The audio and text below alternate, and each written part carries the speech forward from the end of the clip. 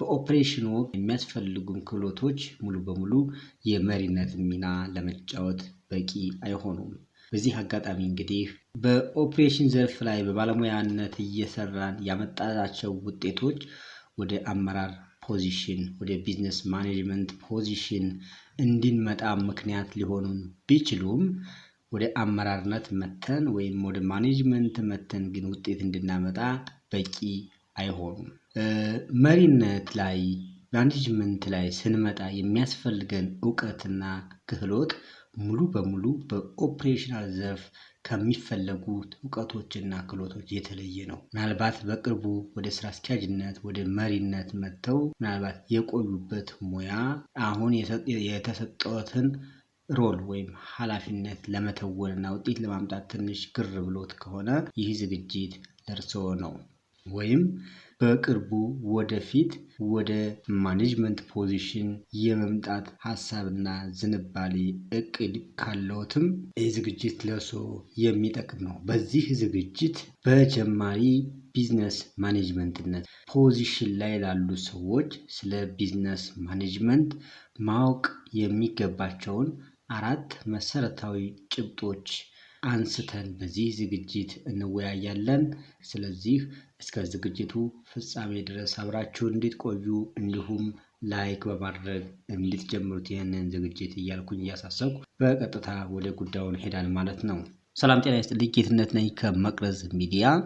እንግዲህ በዛሬው ዝግጅታችን ለጀማሪ የቢዝነስ ማኔጅመንት ስራ ለምንሰራ ሰዎች ቤዚክ የሆነውን ስኪል ነው አንስተን የምንነጋገረው። ይህ ዝግጅት በዋናነት ለጀማሪ ኢንተርፕረነሮች ወይም አስፓይሪንግ ለሆኑ ኢንተርፕረነሮች፣ ለአዳዲስ ማኔጀሮች እና ለሌሎችም ከኦፕሬሽናል ሮል ወደ ሊደርሺፕ ወደ ማኔጅመንት ሮል በሽግግር ላይ ላሉ ሰዎች ወይም ለመሸጋገር ለሚያስቡ ባለሙያዎች በሙሉ የሚጠቅም ዝግጅት ነው ይዤላችሁ የመጣሁት። The core pillars of business management ቢዝነስን ለማስተዳደር የሚያስፈልጉን ኮር የሚባሉት ፒላሮች ወይም ምሰሶችን ነው ዛሬ የምናየው ማለት ነው። በጣም ጥሩ። እንግዲህ ማኔጅመንት ስንል ምን ማለት ነው? ማኔጅመንት ስንል ስራዎችን በሙሉ በራሳችን መስራት ማለት አይደለም። ይልቁንም ማኔጅመንት ስንል የድርጅቱን ስራዎች በተሻለ መንገድ ውጤት ሊያመጣ ግቡን ሊያሳካ በሚችል መንገድ ማቀናጀትና መምራት ኮኦርዲኔት ማድረግ ነው። ድርጅቱ ያሉትን ሪሶርሶች በአጠቃላይ ድርጅቱ ያለውን ሀብት ውጤት ሊያመጣ በሚችል መንገድ አደራጅቶና አቀናጅቶ የመምራት ሂደት ነው ማኔጅመንት ማለት። የድርጅቱ ሪሶርስስ የምንላቸው ወይም የድርጅቱ ሀብቶች ምን ናቸው ብለን ካየን እንደ ድርጅቱ ባህሪ በጣም የተለያየ አይነት ሪሶርስ ሊኖረው ይችላል። የትኛውም ድርጅት የሰው ሀብት አለው። የትኛውም ድርጅት ጊዜ የሚባል ሪሶርስ አለው፣ ካፒታል አለው። ሌሎች ፊዚካል የሆኑ ወይም ደግሞ ቁሳዊ የሆኑ መሳሪያዎች እና ልዩ ልዩ ቁሳቁሶች ይኖሩታል። እነዚህን ሁሉ አቀናጅቶ በመምራት የድርጅቱን ልዩ የሆኑ ግቦች ማሳካት ነው የማኔጅመንት ስራ ማለት ነው። ክላሲካል ፍሬምወርክ ኦፍ ማኔጅመንት የምንለው እነዚህን አሁን የጠቀስናቸውን ተግባራትን የማቀናጀት ስራዎች በ4 ኮንቲኒየስ ስቴፖች ወይም ደግሞ በ4 ተከታታይ ደረጃዎች ይመድባቸዋል። እነዚህ 4ቱ ደረጃዎች ምን ናቸው የሚለውን አጥረን እንመልከት። የመጀመሪያው ደረጃ ፕላኒንግ ወይም እቅድ ዝግጅት ነው። ሁለተኛው ኦርጋናይዚንግ ወይም የማደራጀት ስራ ነው። ሶስተኛው ሊዲንግ ወይም መምራት የምንለው ሲሆን አራተኛው ደግሞ ኮንትሮሊንግ ወይም ደግሞ ቁጥጥር የምንለው ነው። ከዚህ ቀጥሎ እነዚህን 4ቱን ቤዚክ የሆኑ የማኔጅመንት ፈንክሽኖች ልንላቸው እንችላለን። የማኔጅመንት ተግባራት ናቸው። እነዚህን ተግባራት ደግሞ እስኪ አንድ በአንድ ነጥለን እንመልከታቸው በዝርዝር። እንግዲህ የመጀመሪያው ተግባር ፕላኒንግ ወይም እቅድ ዝግጅት ነው። እቅድ ዝግጅት ስንል እንግዲህ it is about setting goals ዓላማዎችን ማስቀመጥ determining the best course of action to achieve them። ፕላኒንግ የምንለው 2 ነገሮች ናቸው። አንደኛ ግቦችንና ዓላማዎችን ማስቀመጥ ሲሆን ሁለተኛ እነዚህን ግቦችና ዓላማዎች ለማሳካት የምንሄድበትን መንገድ ከወዲሁ ሮድ ማፕ መስራት ወይም ደግሞ ቤስት ኮርስ ኦፍ አክሽን የምንለውን አይዴንቲፋይ ማድረግ ነው። ፕላኒንግ ይሄ ሁለቱን ነገር ነው የሚሰራው ማለት ነው። ዚስ ኢንቮልቭስ ማፒንግ አውት ታይምላይንስ፣ ታይምላይን ወይም የጊዜ ሰሌዳው ምን ይመስላል፣ አሰሲንግ ሪስክስ፣ እነዚህን ለማሳካት በምንሄድ ጊዜ ሪስኮቹ ወይም ደግሞ ምን ስጋት አለብን የሚለውን ነገር፣ ምን ተግዳሮት አለብን የሚለውን ነገር ማወቅ አለብን። ኤንድ አሎኬቲንግ በጀትስ፣ ይህን መሰረት አድርገን ሪሶርስን አሎኬት ማድረግ ሪሶርስን መመደብ ይጠበቅብናል ማለት ነው። ለእያንዳንዷ አቺቭ ለምናደርጋት ጎል ሪሶርስ መመደብ ይጠበቅብናል። ይሄ ፕላኒንግ የተባለው የማኔጅመንት ፈንክሽን ፌዝ ላይ ያልቃል። ሁለተኛው ኦርጋናይዚንግ ነው፣ ማደራጀት የምንለው። ዚስ ኢንቮልቭስ ዲዛይኒንግ ኦርጋናይዜሽናል ስትራክቸር፣ የድርጅቱን ድርጅታዊ መዋቅር ንድፍ እንሰራለን። አሳይኒንግ ታስክስ፣ መዋቅሩ ከተሰራ በኋላ እያንዳንዱ መዋቅር ምን ይሰራል የሚለውን ታስኮችን ወይም ደግሞ ተግባራትን እንመድብለታለን ማለት ነው። በመቀጠልም ስታብሊሽንግ ኦቶሪቲ ላይንስ፣ የእዝ ሰንሰለት፣ የስልጣን ተዋረዱን ጠብቆ የእዝ ሰንሰለት ይሰራል ማለት ነው። መዋቅሩን ተከትሎ ማን ማንን ያዛል፣ ማን ለማን ሪፖርት ያደርጋል የሚሉትን ነገሮች በግልጽ እና በማያሻማ መንገድ ይቀመጣሉ። አጠቃላይ እንግዲህ ኦርጋናይዚንግ የሚባለው ፈንክሽን ይሄ ነው በዋናነት። ኦርጋናይዚንግ ማለት ምን ማለት ነው? ማን ምን ይሰራል፣ ምን አይነት ሪሶርስስ ተጠቅሞ ነው እያንዳንዱ የድርጅቱ አደረጃጀት የድርጅቱ መዋቅር አካላት ስራቸውን ለመስራት የሚጠቀሟቸው ሪሶርሶች ወይም ደግሞ የሚጠቀሟቸው ግብአቶች ምንድናቸው የሚለውን ነገር በትክክል የምንወስንበት የማኔጅመንት ፈንክሽን ነው ማለት ነው ኦርጋናይዚንግ የምንለው። አሁን ወደ ሶስተኛው እንሄድ። ወደ ሶስተኛው ስንሄድ ደግሞ የምናገኘው ሊዲንግ ሮል ነው፣ የመምራት ኃላፊነት ማለት ነው። እዚህ ላይ እንግዲህ ሰዎችን ማነሳሳት፣ ሞቲቬት ማድረግ፣ ኢንፍሉዌንስ ማድረግ እንዲሁም ዳይሬክት ማድረግ ይጠበቅብናል ማለት ነው። ዳይሬክት ማድረግ ይጠበቅብናል።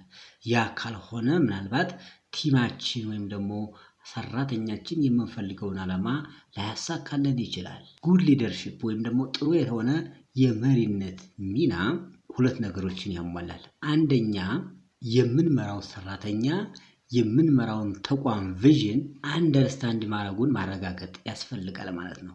ቪዥኑን የተረዳ ለቪዥኑ የሚሰራ መሆን መቻል አለበት። ሁለተኛ ደግሞ ያንን ነገር የተሰጠውን ኃላፊነት የተሰጠውን ተግባር በትክክል ለመፈጸም ብቁ ነኝ ብሎ ማመን፣ ብቁ ነኝ የሚል ስሜት በውስጡ ሊኖረው ይገባል ማለት ነው። እነዚህ ሁለት ነገሮች በሰራተኞች ላይ መኖራቸውን ማረጋገጥ ይጠበቅብናል። አንደኛ ቪዥኑን መረዳት አለባቸው። ሁለተኛ ይሄን ነገር ለመፈጸምና ቪዥኑን እውን ለማድረግ ብቁ ነኝ የሚል ስሜት ሊኖራቸው ይገባል ማለት ነው። ወደ አራተኛው ስቴፕ እንሂድ። አራተኛው ኮንትሮሊንግ ወይም ደግሞ የቁጥጥር ስራ ነው።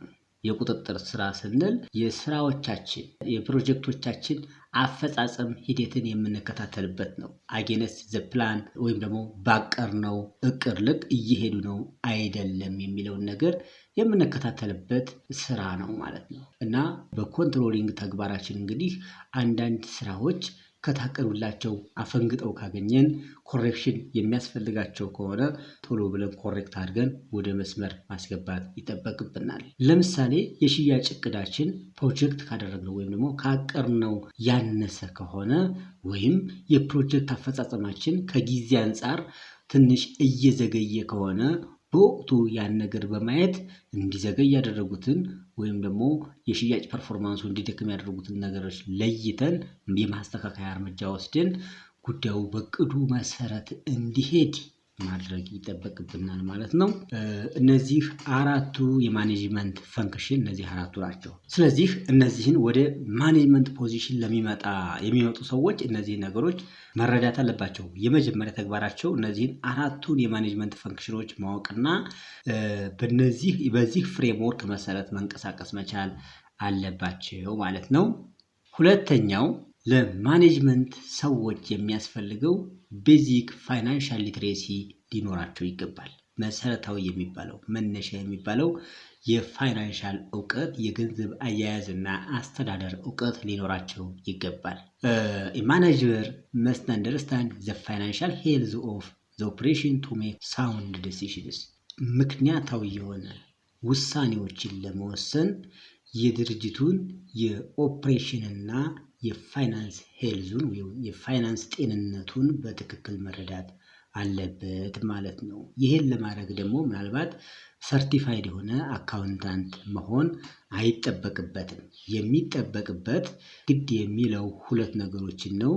ቤዚክ የሚባለውን የአካውንቲንግ ሳይክል እና 3ቱን ቫይታል ፋይናንሻል ስቴትመንቶችን በደንብ ማወቅ ያስፈልጋል ማለት ነው። 3ቱ ቫይታል የፋይናንሻል ስቴትመንት የሚባሉት ምን ናቸው የሚለውን በተወሰነ ደረጃ እንመልከት እስኪ። እንግዲህ 3ቱ ፋይናንሻል ስቴትመንት የሚባሉት ኢንካም ስቴትመንት ወይም ፕሮፊት ኤንድ ሎስ ስቴትመንት የሚለው አለ፣ ካሽ ፍሎ ስቴትመንት አለ፣ እንዲሁም ባላንስ ሺት የምንላቸው ናቸው 3ቱ ፋይናንሻል ስቴትመንት የሚባሉት ማለት ነው። ኢንካም ስቴትመንት ምንድን ነው ስንል ኢንካም ስቴትመንት ሾውስ revenue, expense and net profit over a specific period. It can be monthly, it can be quarterly, it can be annually. It answers, are we making a money? ምን ማለት ነው? የኢንካም ስቴትመንት በአማርኛው የትርፍና ኪሳራ መግለጫ እንለዋለን። ኢንካም ስቴትመንትን የትርፍና ኪሳራ መግለጫ እንለዋለን። ገቢያችንን ኤክስፔንሳችን ወይም ወጫችንን እና የተጣራ ትርፋችንን የሚያሳየን የፋይናንሻል ስቴትመንት ነው። ይህ ፋይናንሻል ስቴትመንት በተወሰነ የጊዜ ገደብ ውስጥ ወይም ታይም ፔሪድ ውስጥ ይሰራል። በየወሩ በየኳርተሩ ወይም በየአመቱ ልናደርገው እንችላለን። ግን እንደ ማኔጅመንት በደንብ ጥብቅ ክትትል ለማድረግ በየወሩ እያሰራን ማየቱ በጣም ኢምፖርታንት ነው ብዬ አስባለሁ። በዋናነት ይህ ስቴትመንት የሚመልስልን ገንዘብ እየሰራን ነው ወይ፣ እያተረፍን ነው ወይ፣ ወይስ ደግሞ የተሰጠንን ገንዘብ ካፒታሉን እያበላሸ ነው እያከሰር ነው ድርጅቱ የሚለውን ነገር ለማወቅ ነው የሚጠቅመን ባጭሩ ማለት ነው። ሁለተኛው ካሽ ፍሎ ስቴትመንት ወይም የገንዘብ ፍሰት መግለጫ የምንለው ነው። ከድርጅታችን የሚወጣውንና ወደ ድርጅታችን የሚገባውን የጥሬ ገንዘብ ፍሰቱን ነው ትራክ የምናደርገው ወይም ደግሞ የሚቆጣጠርልን ካሽ ፍሎ ስቴትመንት ማለት ነው። A business can be profitable on paper but still fails if cash is locked up in unpaid invoices or inventory when bills are due. ድርጅታችን ወረቀት ላይ እያተረፈ ሆኖ ነገር ግን ካሽ እጃችን ላይ ካጣን because of unpaid invoices ያልተከፈሉ ተሰብሳቢ ሂሳቦች በመብዛታቸው ወይም ያልተሸጠ ኢንቨንተሪ ወይም ደግሞ ስቶክ ላይ ያለ የሚሸጥ ምርት ክምችት ኖሮን እጃችን ላይ ለጊዜው የሚያስፈልገን ጥሬ ገንዘብ ከታጣ ድርጅታችን ችግር ውስጥ ይገባል። ስለዚህ ማትረፋችን ብቻ ሳይሆን ካሽ ፍሎ አለን ነው የሚለው ነገር በትክክል መታወቅ መቻል አለበት ማለት ነው። ይህንንም ማወቅ ይገባዋል አንድ የድርጅት መሪ ወይም የቢዝነስ ማኔጀር። መልካም። 3ኛው ፋይናንሻል ስቴትመንት ባላንስ ሺት ነው። ባላንስ ሺት ደግሞ በተወሰነ ጊዜ ውስጥ ድርጅቱ ምን ሀብት አለውና ምንስ ዕዳ አለበት የሚለውን 2ቱን ነገሮች የሚያሳየን ነው። አንድ ድርጅት እንግዲህ ኦቨርኦል ሀብት አለው። ከዛ ሀብት ውስጥ የተወሰነው ሀብት የራሱ ሊሆን ይችላል። የተወሰነው ሀብት ደግሞ በብድር ከሌሎች ድርጅቶች ወይም ከሌሎች ህጋዊ ሰውነት ካላቸው ወይም ከተፈጥሮ ሰዎች የተበደረው በአንድም በሌላ መንገድ የተበደረው ገንዘብ ወይም ንብረት ሊሆን ይችላል እና ባላንስ ሺት የሚያሳየን ይሄንን ነው። ባላንስ ሺት በአማርኛ የሀብትና ዕዳ መግለጫ የሚል ስያሜ አለው ማለት ነው። በአካውንቲንግ ጎልደን ኢኩዌሽን ይባላል። የባላንስ ሺት ኢኩዌሽን ማለት ነው። የባላንስ ሺት ሂሳባዊ አረፍተ ነገር ይሄም ምንድነው?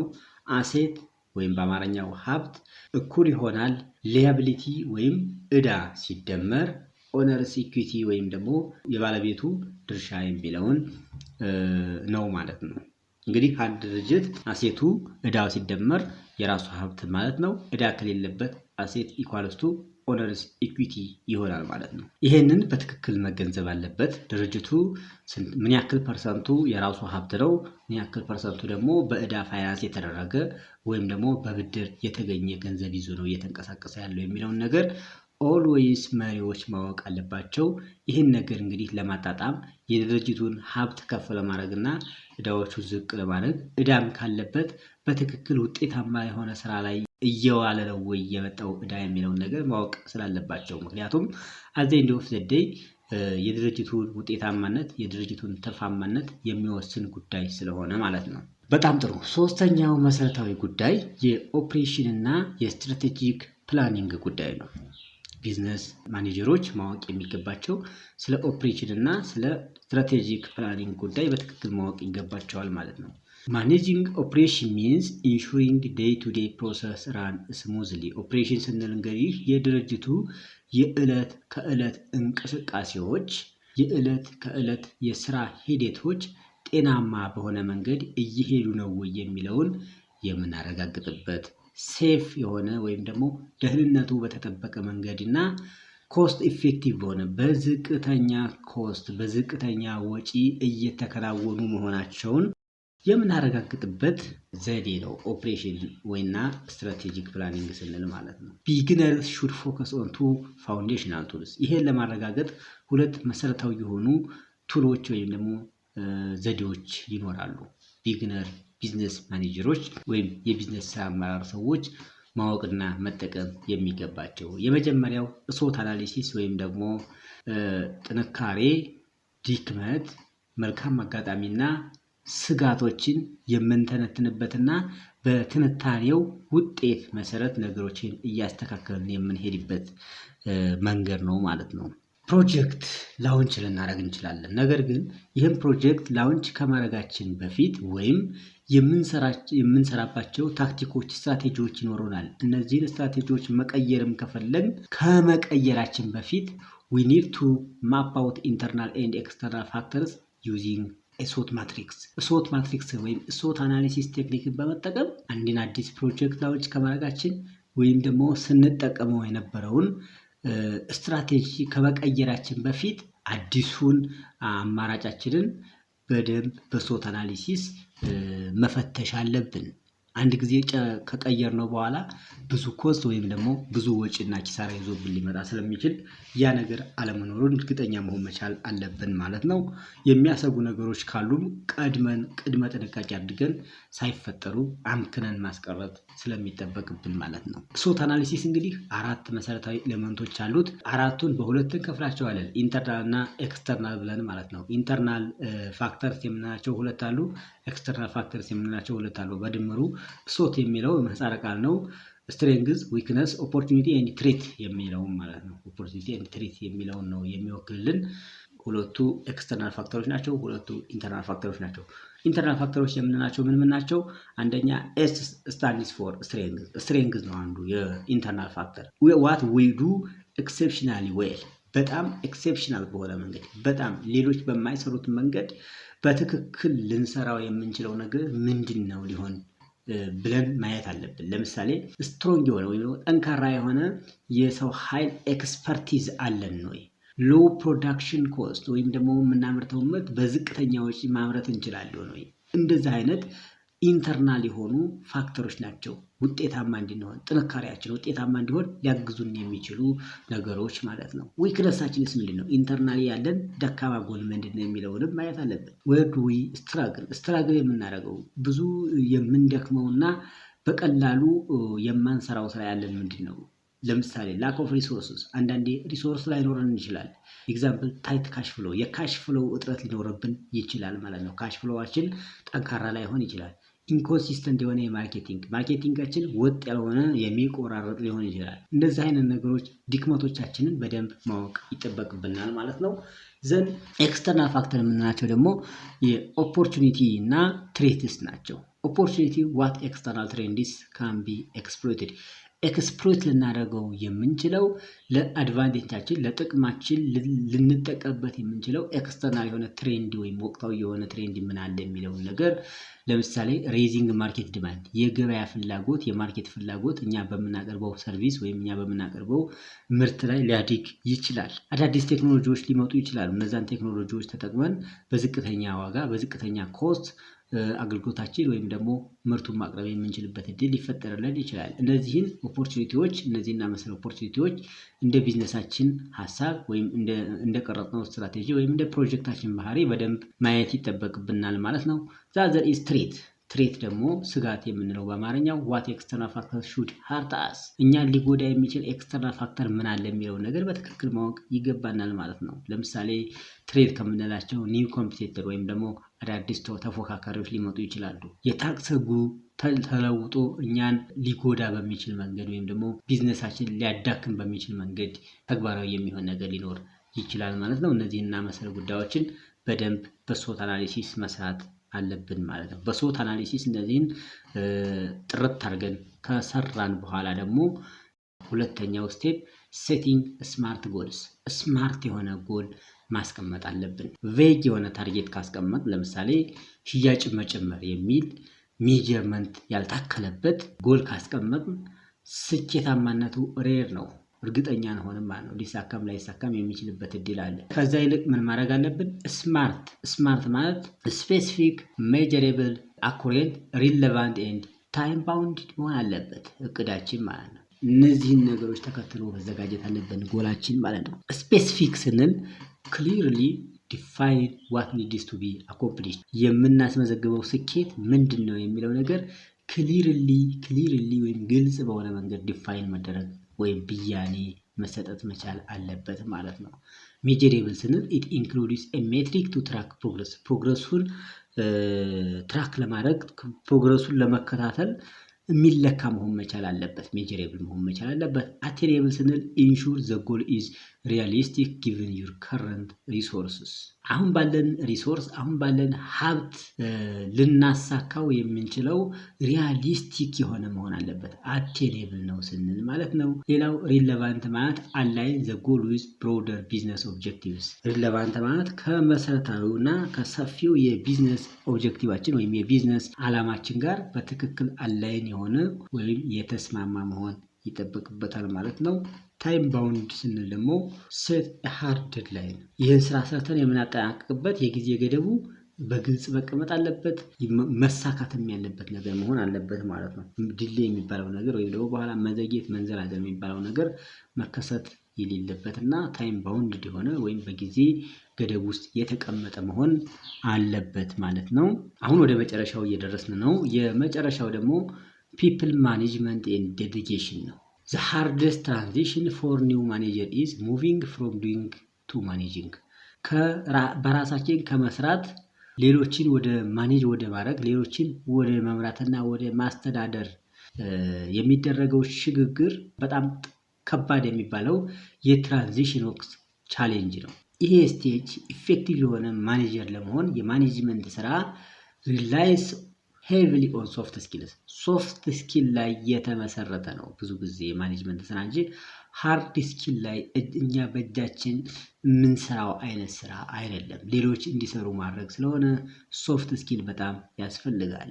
ኮሚኒኬሽን፣ ኢንፍሉዌንስ ማድረግ፣ የሰዎችን ፍላጎት መረዳት፣ እነዚህ ነገሮች በጣም ሶፍት ስኪል ናቸው እና ሶፍት ስኪል በጣም ይፈለጋል። ይህንን አቺቭ ለማድረግ እንግዲህ ልንከተላቸው የሚገቡ አንዳንድ ነገሮች አሉ። የመጀመሪያው ዘ አርት ኦፍ ዴሊጌሽን ወይም ደግሞ ውክልና የመስጠት ጥበብ ነው። እኛ ማኔጀር ስንሆን ወይም ደግሞ መሪ አስተዳዳሪ ስንሆን አንዳንድ ስራዎችን ስለማንወዳቸው ወይም ደግሞ ስለምንጠላቸው ብቻ መተው እንዲቀሩ ማድረግ የለብን። እኛ ስለማንወዳቸው አይነት ወይም ደግሞ እኛ የማንችላቸው ተግባራት ካሉብን ለነዚህ ተግባራት ሌሎችን ዴሊጌት ማድረግ ወይም ደግሞ ሌሎችን መወከል ይጠበቅብናል። ዴሊጌት ማድረግ ደግሞ የቲማችን ወይም ደግሞ የቡድናችንን ካፓሲቲም እንዳድግ ያደርገዋል። ግን ዴሊጌት ስናደርግ የምንሰጣቸውን ዴሊጌሽን ወይም ደግሞ የምንሰጣቸውን በውክልና እንዲሰሩት የምፈልገውን ተግባር በተመለከተ ክሊርሊ ኤክስፕሌን ማድረግ አለብን። ከነሱ ምን ይጠበቃል፣ ምን ውጤት እንፈልጋለን የሚለውን ነገር በትክክል መግለጽና ማብራራት ይጠበቅብናል ማለት ነው። አስፈላጊ የሆነውን ኦቶሪቲ ወይም ደግሞ ለመፈጸም የሚያስፈልገውን ስልጣንና ሪሶርሱንም ማቅረብ መስጠት አለብን። እንደዚህ ካደረግን አንደኛ ምን ከነሱ የምንጠብቀውን ነገር ክሊርሊ ካስረዳናቸው፣ ስራውን ለመስራት የሚያስፈልገውን ሪሶርስ እና ስልጣኑንም ጭምር ከሰጠን በኋላ ደግሞ የተወሰነ መተው አለብን። ለነሱ ጊዜና ስፔስ መስጠት ይጠበቅብናል። ማይክሮ ማኔጅመንት የሚባል ነገር አለ። ማይክሮ ማኔጅመንትን ማስወገድ አለብን ማለት ነው። አንድ ጊዜ ኃላፊነትን ከሪሶርሱ ጋር ከሰጠን በኋላ በየጊዜው እንዴት ሆነ ምናምን ብለን ሰዎችን መጨቅጨቅና ማሰልቸት የለብንም ማለት ነው። ቆጥረን በሰጠነው መሰረት ቆጥረን ከጊዜ በኋላ ቆጥረን መረከብ እንችላለን ስራችንን። በዛ ልክ ነው መሆን ያለበት የሚለውን ነገር ለመናገር ነው። ሌላው ክሊር የሆነ የኮሚኒኬሽን ቻናል መዘርጋት አለብን። ስታብሊሽ ኮንሲስተንት ሪትም ሰች አስ ብሪፍ ዊክሊ የሆነ ብሪፍ ሊኖር ይችላል። ቼኪንስ ምን ላይ ደርሷል የሚለውን ነገር ቼክ የምናደርግበት ኦር ክሊር ሪትን አፕዴት የተጻፈ ክሊር የሆነ አፕዴት ወይም ደግሞ መረጃ የምንለዋወጥባቸው አዳዲስ ነገሮችን ሼር የምናደርግባቸው የአሰራር ስርዓቶች ልንዘረጋ ይገባል። ቱ አላይን ኤቭሪዋን ዊዛውት ኮዚንግ ሚቲንግ ፋቲግ። ሪትን አፕዴት መኖሩ እንግዲህ አንዳንዴ አላስፈላጊ የሆነ በስብሰባ ፍጭቶችና ዝም ብሎ ጊዜ ማባከን እንዳይኖር ያስችለናል ማለት ነው። አዘር ኢዝ ፊድባክ ሉፕም ያስፈልጋል። የግብረ መልስ መሰብሰቢያ ዘዴ ማለት ነው። ኮንስትራክቲቭ የሆነ ፊድባክ ሹድ ቢ ስፔሲፊክ ሬጉለር ኤንድ ፎርዋርድ ሉኪንግ። ምን ማለት ነው? የፊድባክ ስርዓታችን ስፔሲፊክ ወይም ደግሞ ግልጽ መሆን መቻል አለበት። ከዓላማና ከዓላማ ጋር የተገናኘ ከስራና ስራ ጋር የተገናኘ መሆን መቻል አለበት። ሬጉላር መሆንም አለበት። በተወሰነ የጊዜ ገደብ ውስጥ የሚቀርብ መሆን መቻል አለበት እና ፎርዋርድ ሉኪንግ ነገን የተሻለ ለማድረግ ነገን ለማስተካከል ያለመ መሆን መቻል አለበት ማለት ነው። አጠቃላይ የስራ ባህሪያችን ወይም ደግሞ ቢሄቨራችን ላይ እና የቢዝነሱ ኢምፓክት ላይ ማተኮር መቻል አለበት እንጂ የግለሰቦች ግለሰባዊ ባህሪ ላይ ማተኮር እንደሌለበት መገንዘብ አለብን። በዛ ልክ እንግዲህ የቢዝነስ ማኔጅመንት ስራችንን ማከናወን ይጠበቅብናል ማለት ነው። እንግዲህ ክቡራንና ክቡራት ዝግጅታችን እያጠናቀቅን ነው የዛሬው ማለት ነው። ሰመራይዝ እናድርገው። እንግዲህ ሰመራይዝ ስናደርገው ሰክሰስፉል የሆነ የቢዝነስ ማኔጅመንት it is the balance of systems and people። የቢዝነሱ የአሰራር ስርዓት ሲስተም አለ፣ እንዲሁም ደግሞ ቢዝነሱ ውስጥ የሚሰሩ ሰዎች አሉ፣ ፒፕል የምንላቸው ማለት ነው። በሁለቱ መካከል ሚዛናዊ ግንኙነት እንዲኖር ስናደርግና ሁለቱን አንላይን ማድረግ ስንችል የሚመጣ ነገር ነው ውጤቱ ወይም ደግሞ ስኬቱ ማለት ነው። ቢዝነሳችን ስቴብል አድርገን ለማስቀጠል የፋይናንሻል ሊትሬሲ እና የኦፕሬሽናል ስትራክቸሩን ባላንስ አስጠብቀን መሄድ ይጠበቅብናል ማለት ነው። ይሄን በደንብ ማስተር ማድረግ አለብን። በት ኢንቨስት ሄቪሊ ኢን ኮሚኒኬሽን ኤንድ ሊደርሺፕ ቱ ኪፕ ዩር ቲም ሞቲቬትድ ኤንድ አላይንድ። ኮሚኒኬሽን ላይ እና ሊደርሺፕ ላይም ሄቪሊ ጠንከር ብለን ኢንቨስት ማድረግ አለብን። ምን ለማድረግ? ኢት ሄልፕስ አስ ቱ ኪፕ ዩር ቲም ሞቲቬትድ ኤንድ አላይንድ። ከቢዝነሱ ኦብጀክቲቭ ጋራ አላይን ነውና ሰራተኞችም ተነቃቅተው ሞቲቬትድ ሆነው እንዲቆዩ ስለሚያስችል ኮሚኒኬሽን ላይ እና ሊደርሺፕ ላይም በደንብ ኢንቨስት ማድረግ እንደሚገባን ተምረናል ማለት ነው። የዛሬው ዝግጅታችን ማጠቃለያ ነጥቦች እነዚህን ይመስላሉ። ክቡራንና ክቡራት አብራችሁን ስለሆናችሁ እና ወደፊትም ስለምትሆኑ እጅግ በጣም እናመሰግናለን። ሀሳብ፣ አስተያየት፣ ጥያቄ ካላችሁ ከታች በኮሜንት መስጫ ሳጥኑ ብሎም ደግሞ ዲስክሪፕሽን ላይ በምናስቀምጥላችሁ አድራሻዎቻችን በኩል ልታደርሱን ትችላላችሁ። ዝግጅቱ ከተመቻችሁ ላይክ አድርጉት፣ ለሌሎች ተደራሽ እንዲሆን ደግሞ ሼር አድርጉት። እንዲሁም ለዚህ ቻናል አዲስ ከሆናችሁ ሰብስክራይብ አድርጉና እንደዚህ አይነት ጠቃሚ የሆኑ ትምህርታዊ ዝግጅቶችን እያዘጋጀን ስናቀርብ በቀጥታ ይደርሳችኋል ማለት ነው። በተረፈ በቀጣይ በሌላ ፕሮግራም እስከምንገናኝ ድረስ ሁላችሁም በያላችሁበት ቸር ሰንብቱ። አብራችሁ ስለሆናችሁ እናመሰግናለን። መልካም ጊዜ ይሁንላችሁ።